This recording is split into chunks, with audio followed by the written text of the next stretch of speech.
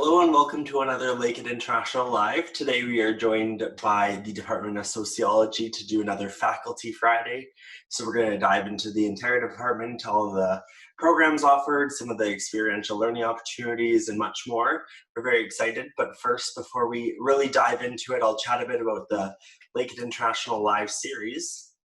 As you know, we are live every day, Monday through Friday, hosting different sort of events. So previously this week on Monday meetups, we did the graduate student chat. So we actually were joined by one of the managers of the Faculty of Graduate Studies, Trish, and she chatted about what it's like being a graduate student. And I know we also had a special guest who is a graduate student, and she chatted about her personal experience.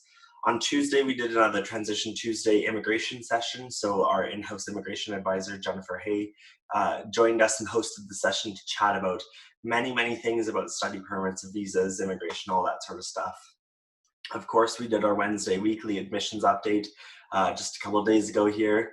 And last but not least, yesterday we had our Transition Thursday where we were joined by Vijay Babu, who talked about the peer mentor program. So we learned all about that, which was really exciting. And I hope for our viewers that got a chance to attend that session, or maybe for someone who is just learning about that session now, you can always check it out on our YouTube channel, but at least that you learned a bit about the peer mentor program. It's something that you're interested in joining because we've heard some great feedback about it. As I mentioned today, we're going to dive into sociology. And then the first thing next week on our Monday meetup, we're going to be going over your housing options. So those are going to be specific to Thunder Bay. So we'll be joined by Latifa and Sarah, and they'll be chatting about all of that and the different options and some of the things you need to be aware about within that. Without further ado, though, I'll introduce myself. If you haven't met me before, my name is Jordan. I am the International New and Social Media Officer here on Lakehead University's Thunder Bay campus. Basically, I help oversee our live events, our social media channels, some of our digital marketing efforts, that sort of stuff. I also run the Global Ambassador Program, which is a really great opportunity for me to meet our current students and kind of hear from them the experience of Lakehead. I myself am a past graduate of Lakehead's business program, but I'll pass it over to Jason to introduce himself now. Hello, everyone. My name is Jason Chen. I'm the coordinator international recruitment based out of our Toronto office. I take recruitment and international student support in GTA in Canada as my daily work. So for today's section, if you have any questions about general requirements or anything like this, I'm able to help. Thank you, Jordan. Awesome. Thank you so much, Jason. And then I'll pass it over to Dr. Chris Sanders to introduce himself. Hi, my name is Chris Sanders, and I'm an associate professor in the Department of Sociology. And I received my PhD from York University. And my particular research focuses on issues of health and illness and medicine. I was at the Medical College of Wisconsin before I came to Lakehead in 2015. Right now, I'm the acting chair of the department while my colleague is away on research sabbatical, but I will do my best to answer your questions as we go along. Awesome. Well, we're really excited to have you here today, Chris, and thank you again, Jason, for joining us to answer questions about anything Lakehead. Of course, that goes without saying, but today we are going to dive into sociology, and what we're going to cover is on the screen now, but we are here to answer questions about Lakehead in general too, so please feel free to ask away any questions you feel are necessary. First of all, what we're going to dive into, we're going to do a brief program overview. Chris will handle that, and then we'll chat about areas of study, course selection, some of the industry relevant courses or some of the most popular courses among sociology students. We'll also chat about experiential learning opportunities, student research opportunities, and then we'll do a full circle and chat about the career outcomes or continuing education. So looking down the road when you graduate out of your degree, what are the next steps and what are the pathways out of there. Things to remember throughout today's session. If you like what you see, don't worry, we're always going to upload our recordings to our YouTube channel, which is exciting. So you'll either receive a link to that YouTube video vis-a-vis our email invites, which are sent out every Saturday. Or potentially if you don't technically receive those invites by email, you can always join our mailing list, or you can check out the YouTube channel yourself. Simply Lakehead University, and the playlist you're going to be looking for is the Lakehead International Lives. Next then, chatting about questions. Like I mentioned, we always encourage students to ask questions throughout today's session and any one of our sessions. So if you do have questions and you're joining us on the Zoom platform, you can use the Q&A function. If you're joining us over on our Facebook live stream, you can certainly comment on that video, and our Lakehead experts behind the scenes are answering those questions as well. And last but not least, if you're watching this as a recording, certainly comment on either one of our recorded videos, and we'll be happy to answer that question as soon as it comes in and we get the notification. We also encourage everyone to follow us on our social media, stay up to date with us, so major announcements out of the university, updates about some timelines or deadlines, or any changes to our policies and procedures based on the current global pandemic, we post those on our website or on our social media channels as well. So I always encourage people to follow us over there. Without further ado though, we'll dive into sociology. So there's not much I can say about it necessarily, so I'll pass over to Dr. Sanders to chat about it. Well, thank you. So I guess what I'll start off is I'll just kind of briefly describe what sociology is for people who aren't familiar, and then I'll talk about our degrees. And so basically in the Department of Sociology, what we do is we rigorously and we scientifically study organizations in society, organizations that we call institutions. And institutions are like these kind of nebulous large structures that make up our societies. You know, examples of institutions are like the criminal justice system and the education system and the healthcare system and mass media. It's like our society wouldn't exist without these institutions, and so it's really important that we understand them and kind of understand work. And institutions, they're not just these kind of matter-of-fact things that exist in nature, right? They're created by people, and they're made up of our values and our beliefs and our everyday activities and our practices, and also our policies and our laws. So they're incredibly complicated. And so it's the job of sociologists to understand how all those pieces come together to create these institutions that affect our lives for the better and for the worse. And as sociologists, we're particularly interested in inequality because social institutions, they treat certain people and certain groups differently. Right? Some people get treated really well and other people get treated really poorly. And it's our job to kind of examine who gets treated differently and why, and then try to figure out what we can do about that to fix it. So I study, as I said, medicine and health. I study a lot of institutions of medicine, like hospitals and walk-in clinics and public health departments. And I work really closely with those organizations to improve their services. And my colleagues in sociology who study education, they do the same thing, but in institutions of education, in criminal justice and media and so forth. So that's sociology in kind of a nutshell. That's what we do here. Now, we're in the Faculty of Arts and Humanities, and we have campuses on our departments on both the Thunder Bay and Aurelia campuses, and we offer the bachelor's degree and master's degree. And so at the bachelor's level, we have a 3-year degree, which is requires a 60%, and you take a certain number of courses each year to complete that. And then we have an honors bachelor in sociology that requires a 70%, so a little bit higher grade point average, and an extra year, an additional year of study. And then we have a number of honors sociology degrees that have specializations. So, we have specializations, I believe it's in history is one of them, women's studies, gerontology, or the study of aging. And so those are for people who want to study sociology and learn all about institutions, but in those particular contexts, either historical or in gender and issues of sexuality or in aging. We have a couple of transfer programs. I know we have, for students, for example, who have completed a diploma and want to continue on to a bachelor's degree. I know like we have a police foundations diploma, for example, for people who have completed that diploma and then want to go on to kind of round out their education by finishing out that diploma in sociology. So we offer that pathway. And then we also have our master's program, which where we work more closely with graduate students. And so I guess in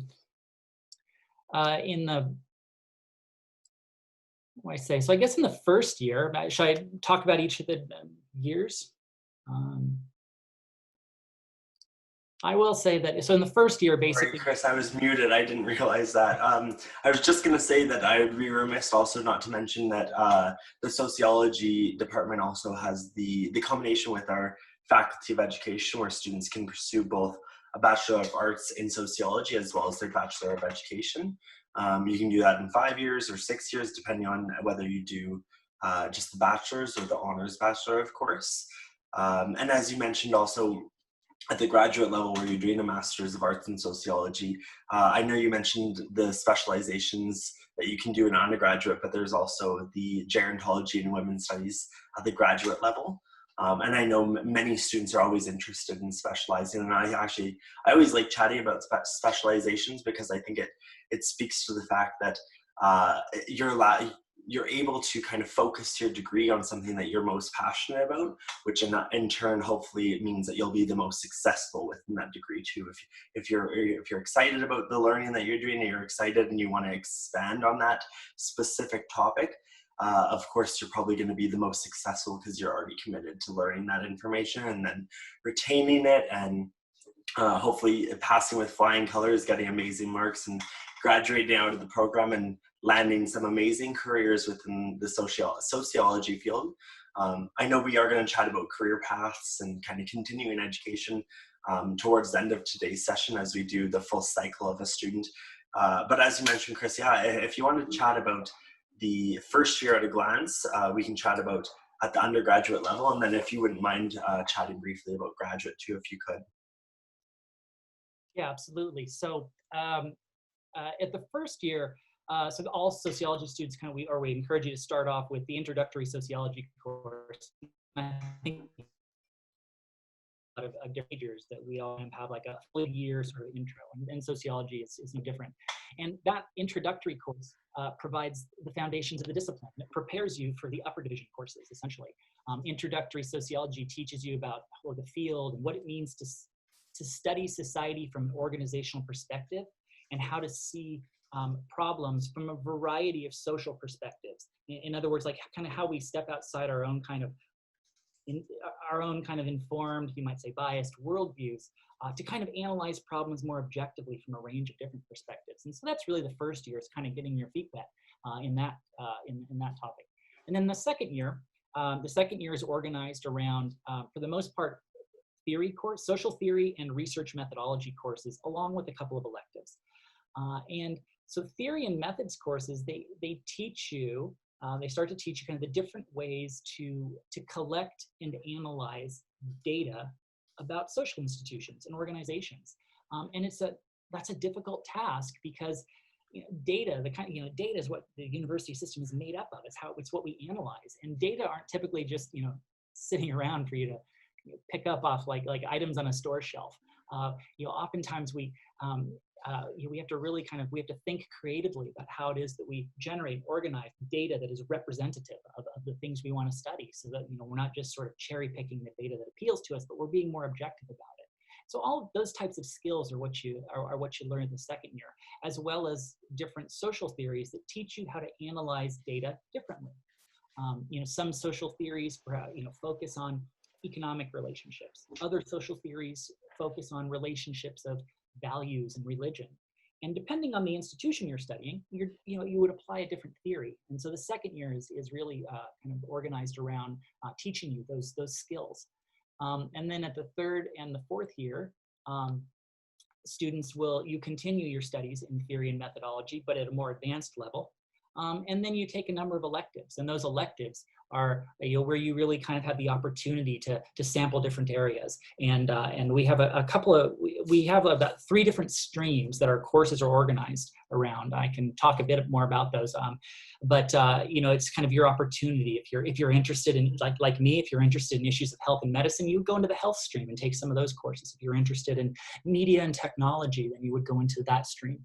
And then finally, in the fourth year, for people doing the honors bachelor degree in sociology, we have a thesis seminar, which is where you work individually with a faculty member to develop your own original research project, and you write it up in a report.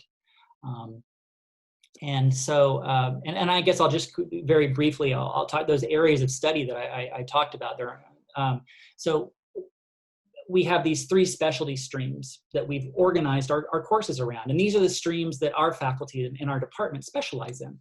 And so the first one is called Media and Culture and Society. And the second stream is Health and Illness and Food Security Studies. And that's primarily where I work. And then the third stream is Social Justice and Northern Studies and Rural and Urban Issues. And we have, at the undergraduate level, we have over 60 courses that students can choose from. And at the graduate level, we have over 20 courses.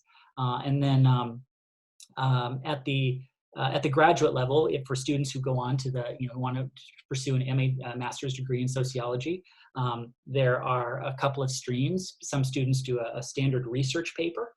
You take a certain number of courses, and then you write a lengthy kind of theory piece where you kind of reflect on a large body of literature. Other students do a thesis route. A thesis is where you collect data, your own original data, and analyze it, similar to the 4th-year program, but it's a kind of a larger type of MA project. And then there are also at the MA level, there are a couple of specializations. We have a women's studies specialization and a social justice studies specialization, I know for sure. And so those are the options. And at the graduate level, what you do is you apply to the program, and you basically, you're assigned a particular faculty member to work with that whole time that you're there. 1 or 2, but 1 for sure that is your main supervisor. And that person works with you to really, to polish off kind of your knowledge and help you kind of find the literature and the resources that you need, as well as professional development training.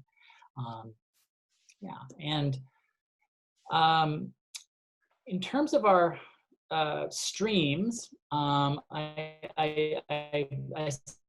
the first one was the social justice in northern and rural community stream, and that's looking at, well, Lakehead is largely considered, in a rural area. It's a northern university, and so the issues, the problems, the challenges faced by people in northern and rural areas are different than in urban areas, and so that stream of courses allows students to explore that. And we have very popular courses in that stream. I know family sociology of the family is a very important popular course.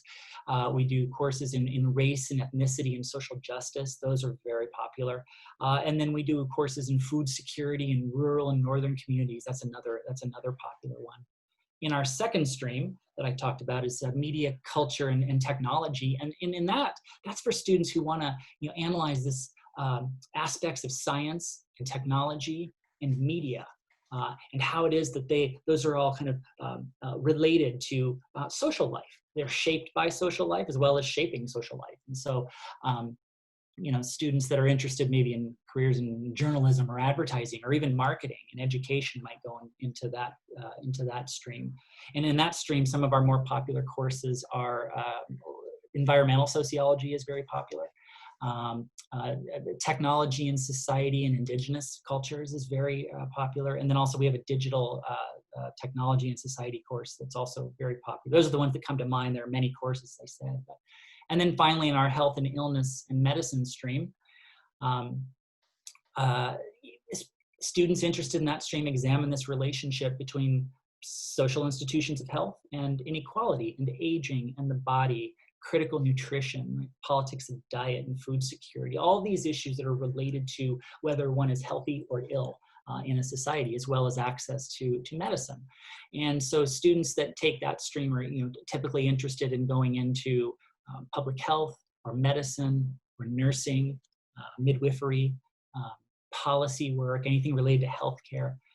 And we have a number of courses from sociology of mental disorder, sociology of public health, gender and health. Our courses in aging and gerontology are in that area. We have courses in healthcare, the study of healthcare, which we're offering this year. And then we have a new course that is called the study of pandemics, which has been inspired by our current global health crisis. Awesome. Well, thank you for diving into the different streams and all. So each of those streams and what courses are popular, what courses are some of the really exciting upcoming ones. And I'm excited to hear that we're changing our curriculum and updating some of those courses to reflect some really relevant topics right now, such as the global pandemic. I think that kind of speaks to the flexibility within the program, but also just staying up to date and making sure that our graduates are being fine-tuned to learn topics that are very relevant and going to assist them to get to the next stage of a job or potentially another education path if they continue on out of the undergrad, or even go further past a master's at the graduate level as well. Something else that I know in general, and I have a list here beside me, so I'll read from that list, but some of the general topics outside of not necessarily just those three streams include health and aging, marriage and the family, crime, media, popular culture, science and technology, gender and sexuality, education, northern communities, discrimination, and social change. Of course, that's not an exhaustive list of all the topics and areas of study that you'll focus on. I mean, really, students, at the end of the day, there's possibilities to take a multitude of different courses and different backgrounds that will give you a very wide range of knowledge. And also, as I've mentioned before, is the fact that you're able to kind of focus in on some of those courses that are maybe more pertinent to what you're interested in learning, or your passions at least, which then in turn we hope is going to make sure that it's the most successful course for you as well. So chatting a bit again about the overall program, Chris, could you walk us through some of the experiential learning opportunities? So whether some of our students get to work within the community, or where we've seen even students volunteer potentially? Yeah, absolutely. So in terms of experiential learning, what we do is, first of all, we have an ongoing workshop series. And in that ongoing workshop series, we do everything from like working with students on resume development to in their portfolio, to also practicing job interviews, to also kind of exploring options for doing community service or community work. And then we kind of, whenever possible, we try to set up or at least support those relationships, help students kind of reaching out to organizations to establish contact. And, oftentimes it's sort of our job to provide a reference, basically, to, say, hey, this is a student who's genuinely interested and is a strong student, and, we would benefit from being able to work in your organization. And in Thunder Bay, for example, we've had students that have worked, for example, at Shelter House, which provides a lot of services for people who have unstable housing. And so some of our students have worked in there. We have one of our professors, Barbara Parker, does a lot of work on food security. She works with various food kitchens and shelters. She's from Thunder Bay. She has so many connections, and indeed food studies and food insecurity is one of our more popular areas. And so Barb works very closely with students to kind of foster those interests and help them out. I guess another example of experiential learning, I think I talked about, was our senior thesis seminar, where for people in the HBA to work one-on-one with a faculty member to design their own study. And that may include either like quantitative survey type of research, or it may involve qualitative, where you go and you do field work in communities or interviews. Qualitative research has been complicated, of course, by the current pandemic, but there are ways in which data can be collected virtually, like through your webinars and Zoom interviews, things like that. And so that thesis thesis seminar is another opportunity for really getting the experience of what it is to study something that you want to study, not just a class you're taking where the professor has decided what you're going to study, but in the thesis seminar, you get to determine what it is that you want to study within reasonable boundaries. But and then we help you do that, because that's, particularly for students who are interested in graduate school, to be able to say that you did a fourth year thesis, it really puts your application ahead of the rest. And there are not a lot of majors at Lakehead that do a thesis program. So that's one of the things that really sets the sociology program apart. other majors. Sure, and I think that's a nice segue into one of the next major conversation topics that I know so many students want to hear about is the research opportunities that they'll be able to get involved in. And as you mentioned, obviously at the undergraduate level, being in the four-year honors program, you get to complete that fourth-year thesis seminar. As you said, conducting your own research within certain boundaries, of course, and then at the graduate level, typically doing either literature review and then kind of advising on that and writing a piece to that, or also just conducting your own research within that. And so speaking to that, obviously the research opportunities are plentiful. And also they're built right into the program. But I'm curious, are there any other opportunities for students to maybe even in their first, second, or third year before that fourth year at the undergraduate level to help faculty members, professors conduct their research? I would assume that faculty members are typically happy to have volunteer hours and volunteers in general, but maybe you could highlight that a bit more. Yes. So there are opportunities. Our faculty of I'm just looking for some examples here. So in our faculty, most of us, in fact, I think all of us at the moment, are currently funded with federal and provincial research grants. And the way that research, at least in sociology, exists is that research grants, the ones that that we get as professors, those are intended to in part support student development at both the undergraduate and the graduate level. So yes, we are, we're always looking for students who are interested in participating in those projects. And I'll give you an example from my own research. A couple of years ago, I was working on a project on the change that was made to the sex education curriculum in the Ontario elementary and high school system. Right? And there was it was quite a kind of a hot potato issue that was going on in the province.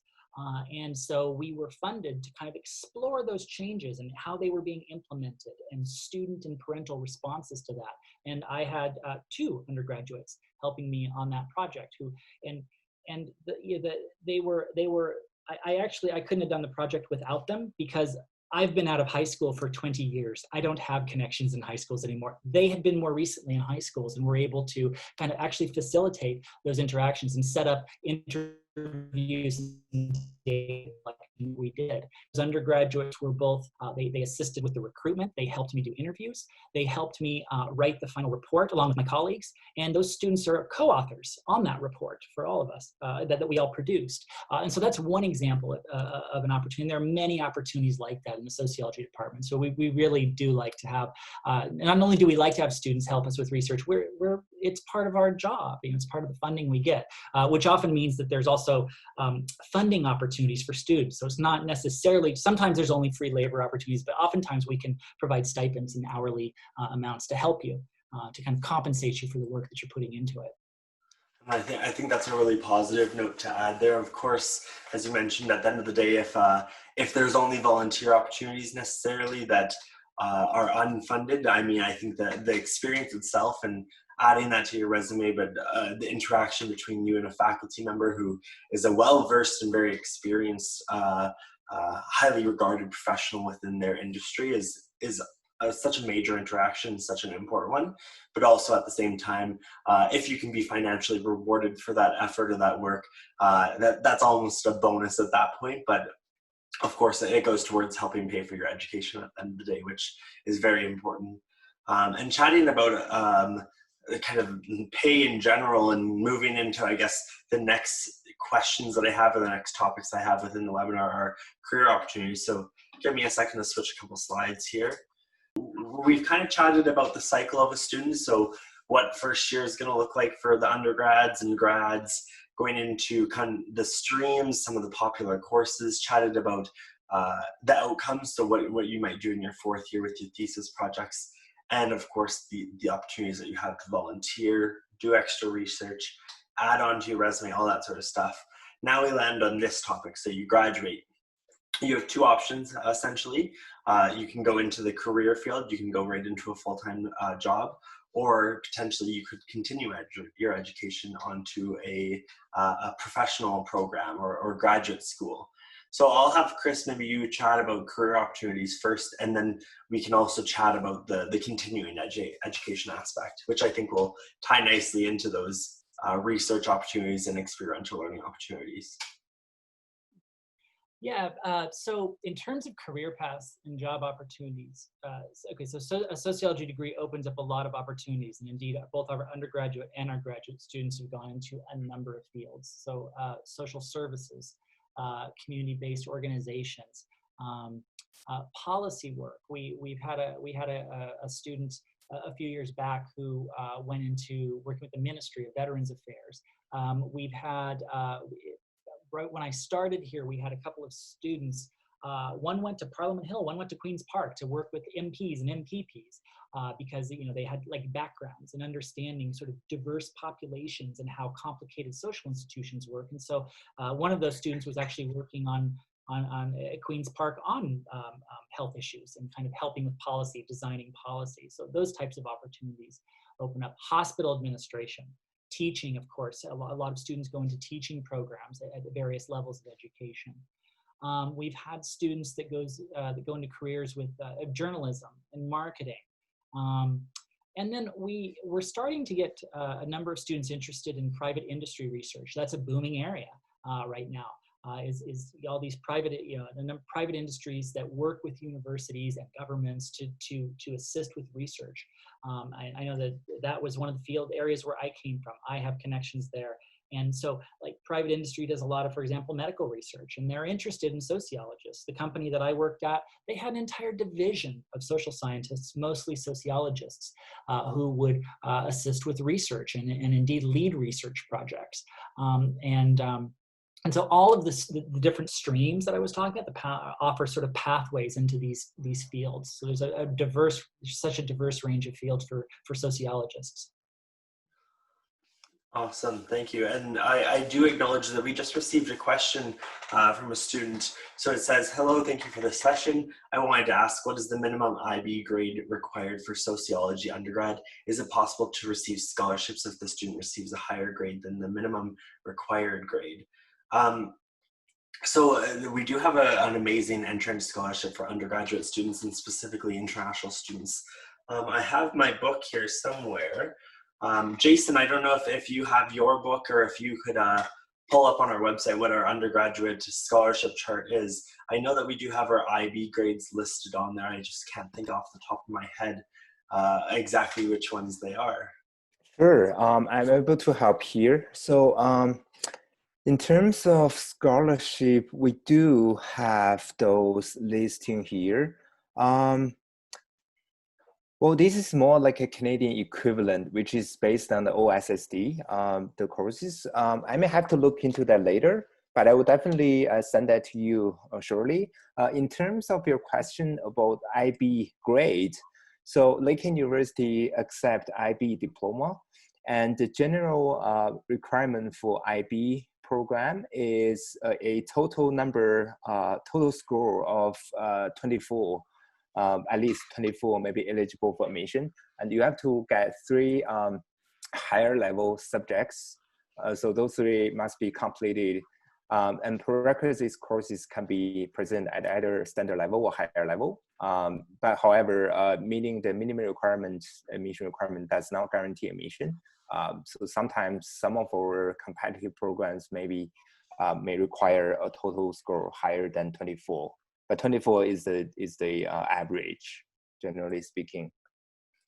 Awesome, and I had an opportunity to switch my camera off there, and I found our Viewbook. So our Viewbook is a magazine almost where we just chat about everything Lakehead, and we do a new one every year. So for those students that maybe haven't applied to Lakehead yet, but will be applying in the near future or in the coming year, please reach out to us if you would like a copy. Our newest version will be out and published in August, and there will also be digital copies available.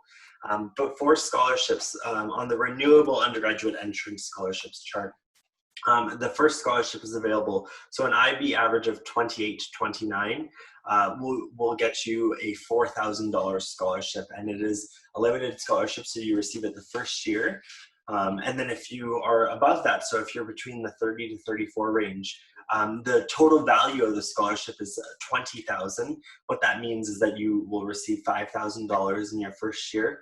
And then provided that you maintain a preset average, which is 80% Canadian, of course, and at Lakehead 80%, you will get 5,000 each subsequent year that you achieve that. So you can have it for up to 4 years, which then 5 times 4 there is the 20 in total. And the most valuable scholarship, the top one there, rewards students based on merit. So 35 plus, so above 35 in that IB average range, you'll receive a scholarship value of $30,000, which is actually $7,500 each year. And then you do need to meet a certain grade point average to maintain that in years 2, 3, and 4. But thank you for the question. And like Jason mentioned, if you would like to reach out to us directly and get some more information, learn more about IB admissions, we'd be happy to answer those. You can always submit questions to our general email. It is welcome@lakeheadu.ca, and I'll put that in the chat, the Zoom chat. So anyone joining us over on Zoom can send us an email at welcome@lakeheadu.ca if you would like. Perfect. So there it is in the chat for you. Going back to obviously the career opportunities, Jason, I believe you had a question in general for Chris, if you wanted to ask that. Yes, so Dr. Sanders, I do have a question here where I have seen a lot during my conversation with prospective students. So one that they are very interested is about the average salary, maybe a range after like in the first couple of years after graduation. Do you have any idea and how that can be addressed? Boy, I sure don't. I mean, because there are such a range of fields that you can Right. get into in sociology. It's difficult to say that.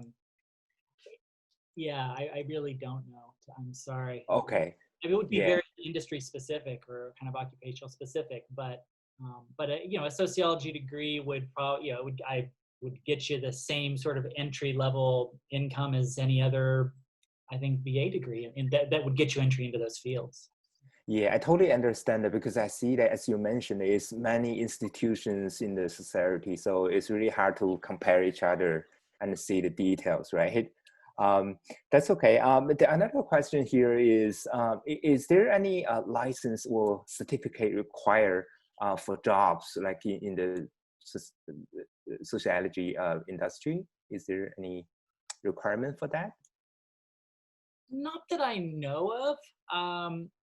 So yeah, not that I know of. I mean, it's most industries, or you know, most place jobs you would apply for would, you know, they want to know that you've completed it. And then what you would do when you're applying for a job is like is in your cover letter that you were applying for, you would describe what you studied, and then that allows an industry to evaluate kind of your qualifications.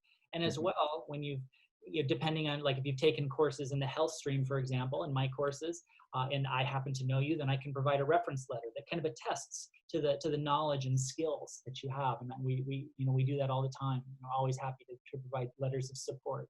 And that's kind of, those are really how I think you kind of build that portfolio, as opposed to a certificate in particular.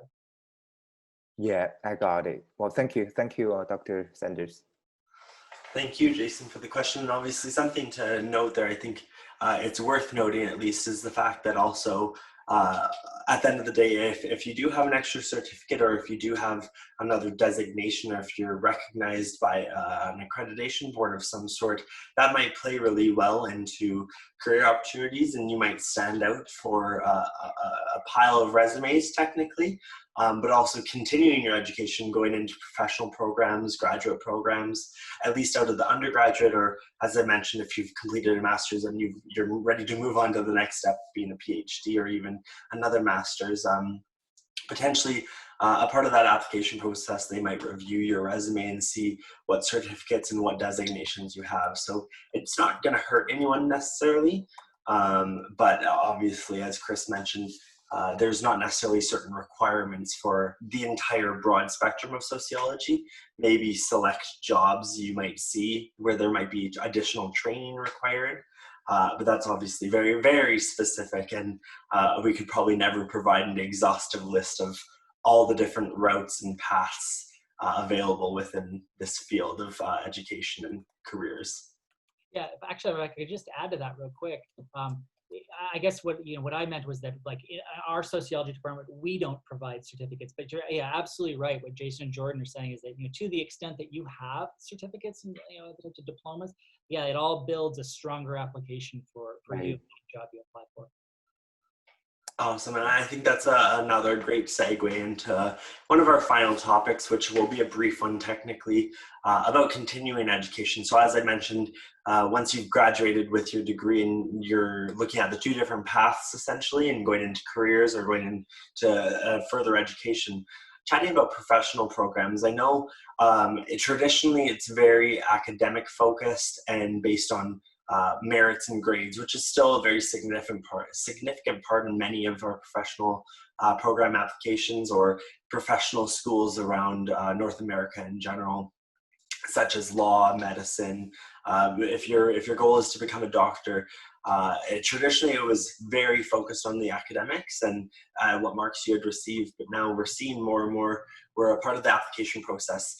They want full statement of intents. They want to see your full resume and reviews, and having these extra certifications, designations, volunteer opportunities, research opportunities will speak to kind of what you've done and the knowledge that you have, and obviously the variety of knowledge. So not just a traditional higher education academic knowledge, but also hands-on involvement within the community. So if you're working, as you mentioned, Chris, some of our food insecurity work that we do with food banks around Thunder Bay, as well as Aurelia, that might bode well for students that are interested in pursuing maybe even a law degree and to become a lawyer if they're going to work within policy also. It plays so many different roles in your application. So we are always interested to expand those opportunities for our students because we know it's becoming a more significant part or aspect of applications to the next stage of continuing education. Chris, did you have anything to add there about continuing education, or maybe even where we've seen some of our graduates going some of the recent years? Yeah, so with our continuing education, we have our grad program, right, where we have a small program. We all sit in the committee. We read every application. We bring students in that we know that we can work with very closely and kind of give them the training that they require. Both our undergraduate and graduate students with their degrees in sociology have gone on to law school. One of my students went on to medical school a few years. We've had some go on to nursing, and then we've had a number of students recently to go into public health, community work, community organizations, and then of course other students go on to the doctoral programs. We don't offer a doctoral program in sociology at Lakehead, but our MA students have been very successful in their applications. And again, it's through that graduate program that we're able to we work on polishing resumes, working on writing samples, all of those pieces that Jordan was talking about that go into an application file. We work with students very closely to kind of polish those up, touch them up, and really kind of make them strong. We've had successes, a lot of successes. Our students have gone on to get in some very impressive programs. Awesome. And obviously I'm happy to hear that the department themselves are willing and happy to help assist in that application or the writing pieces. I'm sure that you yourself have maybe reviewed some of those applications for your students to make sure that they're nice and polished and they're worded well. Of course, on top of that is speaking a bit about the Lakehead supports and services that are offered on campus to all current students, pardon me. One of my favorites to chat about is the Student Success Center, and more importantly, the academic zone within there, as well as the career zone. So the academic support zone is an area where students can go and get help with writing, kind of math help. There's also course specific ones. So if we understand that there's specific courses within programs that students might need extra assistance with, the Student Success Center each year kind of does a review of any of those courses that might need extra help with, and then they will actually offer specialized sessions there. They offer tutoring there as well. So it's always great to see students access those and hopefully improve their skills in writing overall. So then when it comes to that application to the next stage in their education, they'll be well polished at that point. And then, of course, talking about the other route of going into the careers, our career zone and our career services help students secure part-time jobs while they're working on, or while they're studying on campus. So we have oftentimes we'll have career fairs throughout the school year where employers are offering part-time jobs, summer employment contracts, but then also at the end of the day, they're looking for a full-time employment too, where students will graduate in April. And then when they're fully graduated, they might have a job opportunity lined up already, or potentially a one-year contract that then could lead into a full-time employment and permanent at that point. So it's always great to see students accessing those. And if you're interested in learning more about our Student Success Center, the Career Zone, Academic Support Zone, we've already hosted sessions. They were all three of them were Monday meetups. And they're already on our YouTube channel. So if you head over to Lakehead University's YouTube channel and visit the playlist Lakehead International Live, you'll check out those. They're all Monday meetups. One is called Student Success Center, one is Academic Support Zone, and the last one is Careers and Co-ops, I believe. I hosted them with our special guests out of that department, and it was a pleasure having them, and I certainly, even myself, learned quite a bit more. But I've been at Lakehead for a few years now, so I know a bit. So that does bring me to the end of the webinar. Let me double check to see if we've received any more questions in our Q&A. Looks like we've answered all of them. Thank you so much for submitting those questions. Like I've mentioned before, if you have any more questions, I'll do my wrap up here, and then if we receive any questions in the meantime, I'd be happy to address them myself or get Chris or Jason to address them. If you're watching this as a recording though, of course, I always encourage everyone to comment on that video with your question. You will receive that notification, and we'll be happy to get back to you in a timely manner. But without further ado, I'll chat about some of our social medias. So we are on Facebook. Lakehead University International is our page. If you join us on our Facebook page, we also have a group already started called the Incoming Class of 2020. I believe there's over 400 members now on that group, and great conversations are happening where students are meeting future classmates within their program or their faculty. They're also meeting future roommates potentially, as well as meeting even people back home where they know all of them are starting groups, maybe if they're all coming from India or they're all coming from any country around the world. They might connect with each other and know that they're doing this journey together. They can have a relationship or a friendship started even before they arrive at Lakehead, which is always exciting to see. We're also on Instagram, Lakehead International. We're on Twitter, Lakehead INTL. And as I've said many, many times, we're on YouTube, Lakehead University, as well as the Lakehead International Lives playlist. We do have a general playlist, just Lakehead International. It's a great opportunity to learn about Lakehead University and also hear from some of our past students vis-a-vis our testimonials with current students and alumni. So I always encourage our audience members to join us over there and check out some of those and watch some of our videos. If anyone's joining from our China market, we have our Weibo, WeChat, and Youku channels as well. So you can always follow us on there and connect with our in-country representatives in China. And last but not least, something I always like chatting about is our virtual campus tour. So whether you're joining us in Aurelia or Thunder Bay, I always encourage our students to take a virtual campus tour. It can be done at your own pace from the comfort of your own home. There's no appointments necessary. So you can simply visit the link, lakeheadu.ca/tours, and start that tour whenever you would like. So if you want to start it today, but wrap it up tomorrow or even in a few days from now, that's all the power to you. But once you get to see our campuses on this virtual campus tour, I think you'll also be sold on Lakehead University. That does bring me to the end of today's session. Chris, maybe I'll pass it over to you if you wanted to have a little wrap up there, and then we'll end it off for today. Sure.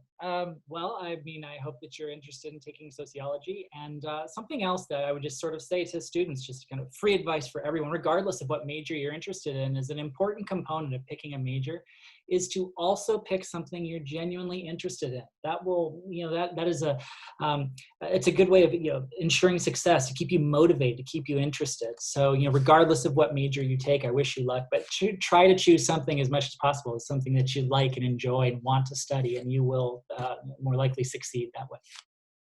Awesome. Well, I can echo that exact same note. I have the same idea and I stand behind that. So thank you again for joining us and chatting about the Department of Sociology and giving us some really great insight into what students can expect to experience in their degrees. So thank you again. And thank you, Jason, for joining us. Thank you, Sylvia, for helping behind the scenes. Hopefully we'll see you again on our Monday meetup with Sarah and Latifa for your housing options. Bye for now, everyone. Thanks again. Thank you. All right, thank you. Bye.